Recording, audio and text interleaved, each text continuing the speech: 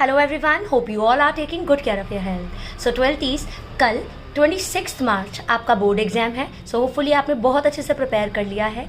आपको क्या क्या चीज़ें पढ़नी है अभी और क्या क्या चीज़ों पर ध्यान देना है, अब उसकी बात करते हैं. सबसे पहले अगर हम बात करें फंडामेंटल्स ऑफ पार्टनरशिप के बारे में, तो पूरे फंडामेंटल्स अच्छे से रिवाइज कर लेना. डीड का क्या मतलब है, डीड के क्या कंटेंट है, डीड अगर साइलेंट है तो क्या क्या रूल्स अप्लाई होते हैं, पार्टनरशिप फर्म में फर्म का लीगल स्टेटस क्या होता है, इसकी थ्योरी अच्छे से रिवाइज कर लेना. ठीक, उसके बाद अगर बात करें P&L एप्रोप्रिएशन फॉर्मेट बहुत अच्छे से देख लेना. प्रॉफिट में से 3 चीज़ें स्पेसिफिकली एक्सक्लूडेड होती हैं, managers commission, partners rent, partners interest और लोन. जब कैपिटल अकाउंट प्रिपेयर करते हैं तो आप रेंट अकाउंट को कैपिटल अकाउंट में लिखते हैं, लेकिन पार्टनर इंटरेस्ट और लोन को नहीं लिखते क्योंकि वो पार्टनर्स लोन में जाता है. कैपिटल अकाउंट का पूरा फॉर्मेट अगर कैपिटल फिक्स्ड है या फ्लक्चुएटिंग है. ठीक, गारंटी वाले पार्ट को अच्छे से रिवाइज कर लेंगे. 2 पार्ट है, नॉर्मल सिंपल अमाउंट की गारंटी या सैलरी कमीशन या प्रॉफिट का कोई परसेंटेज, तो उसको अच्छे से देख लीजिएगा. इसके बाद बात करें पास एडजस्टमेंट की, तो पास एडजस्टमेंट नॉर्मल सा रूल कि कैपिटल बढ़ेगी या घटेगी, एक स्टेटमेंट शोइंग एडजस्टमेंट कर एक रेक्टिफाई एंट्री बनानी है. रेक्टिफाई एंट्री जर्नल के फॉर्मेट से बनेगी.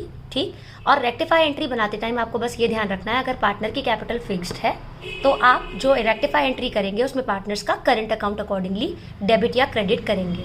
ठीक, तो ये तो बात रही फंडामेंटल्स की. इसके बाद अगर गुडविल की बात करें तो goodwill average profit, super profit और कैपिटलाइजेशन मेथड. एवरेज में भी सिंपल एवरेज, वेटेड एवरेज, और कैपिटलाइजेशन में भी capitalization of average profit, capitalization of super profit के फॉर्मूलेज अच्छे से रिवाइज करना. जब भी आप प्रॉफिट की बात करते हैं तो profit should be maintainable one, मतलब अगर आपके प्रॉफिट में से कोई नॉर्मल एक्सपेंस माइनस आउट नहीं किया है, जैसे पार्टनर की सैलरी या रेम्यूनरेशन, तो वो माइनस करेंगे. या आपने गुड्स को इंश्योर करा, इंश्योरेंस प्रीमियम आपको पे करना था तो वो आप माइनस करेंगे. लेकिन अगर कोई एबनॉर्मल एक्सपेंस है तो उसको वापस से ऐड बैक करेंगे.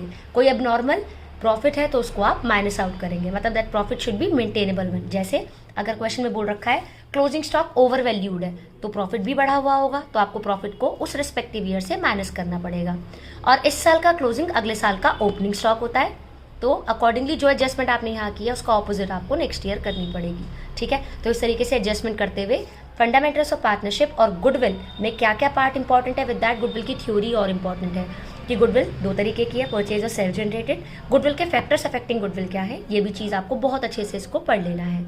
गुडविल फिक्टिशियस एसेट होती है या इंटेंजिबल, तो गुडविल इंटेंजिबल है और फिक्टिशियस इसलिए नहीं है क्योंकि उसकी एक रियलाइजेबल वैल्यू होती है. तो फिर आपको समझ में आया.